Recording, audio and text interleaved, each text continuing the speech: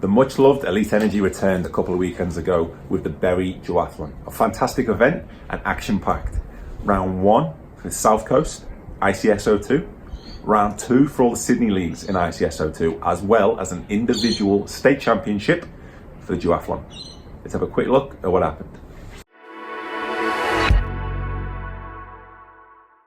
Let's start with a quick look into the South Coast. Now, Kiama have been the form club down in the South Coast over the last couple of years. Of course, a comprehensive victory during ICSO1, as well as back-to-back club champs titles in their respective division.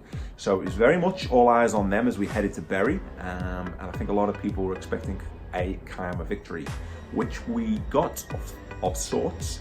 It was a shared victory. They walked away with 13.5 points, as did the Illawarra Cannons. So a very encouraging start for the Illawarra Cannons. Now they finished the season very well last year. They're under new leadership. Jai Kajar's doing a wonderful job there, and there's a lot of energy. And I think Illawarra are going in a really good direction. So I don't think Kiama will have it all their own way this year, especially with the further emergence of Shellharbour. So they finished second on the day, and they were just half a point back as well. Rob Spicer's doing a wonderful job down there, president and coach. They will push all season long. They've got a really good young group, a lot of juniors down there as well as some more experienced athletes. So very tight at the top. Kiama, solid start. Illawarra and Shellharbour letting them know though this is going to be a lot closer this year. Third on the day in Bury were the Highland Shaggy Cows on 11.5. So they're only 2 points back. And they are still a club that is very much in its infancy. There's a lot of wonderful things going out around there in that Bowral Mittagong region, and a lot of talented athletes coming through, so don't sleep on them. Fourth were the Jervis Bay Dolphins. They were on 9 points, with Euro Coast Nomads rounding out the group on 6. So still a great start for Euro Coast, taking 6 points from round 1. South Coast is going to be very hard to predict this year. I think there's a lot more known about the series down there now. And I think there's going to be a lot of clubs with aspirations to take home the title this year. Kiama will still be favourites even after round 1. But I think they'll realise now that this year it's going to be a little bit different. Can't wait to see what happens. The Bury Duathlon was round 2 for the Sydney Triathlon Premier League. So obviously round 1 went the way of Hills on home soil, but they were pushed all the way by Balmoral. Round 2 did not go that way. It was a bounce-back victory for the Cronulla Sharks.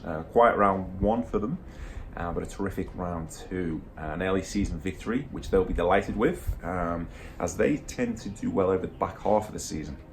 Last year in ICSO1, they played catch-up and just ran out of time to catch Hills, to be honest.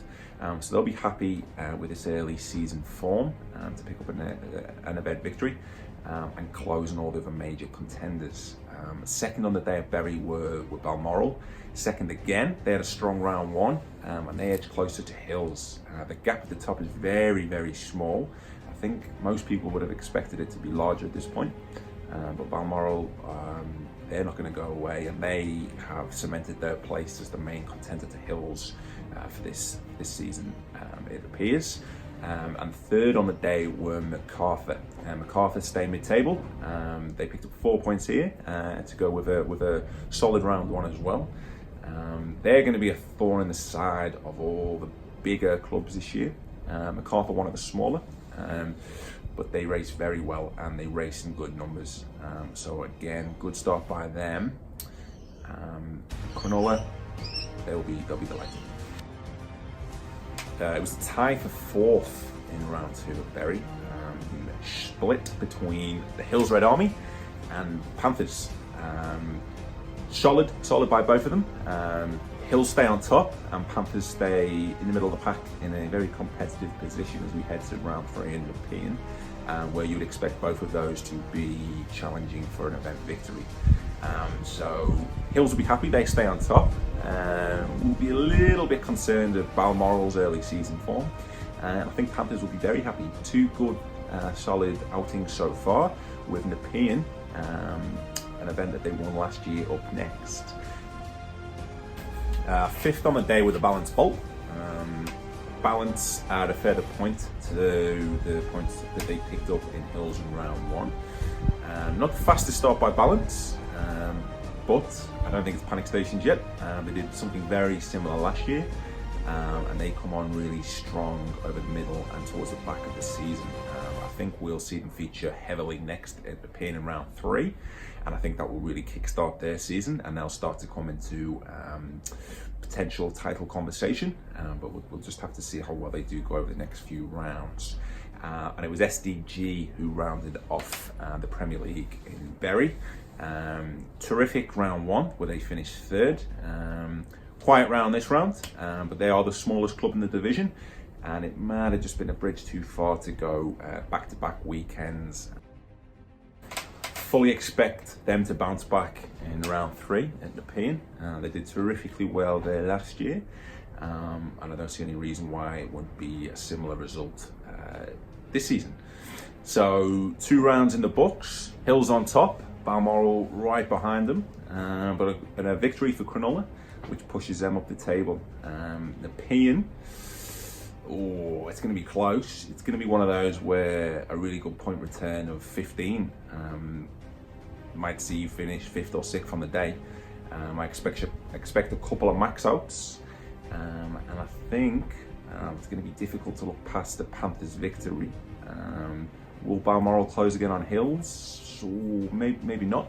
But this is the last event out west before we head to Cornell.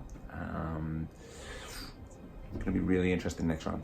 Very interesting. If you've not done it before, make sure you sign up soon. It's a cracking event. And if you have done it before, you know exactly what the drill is. And we'll see you on the start line.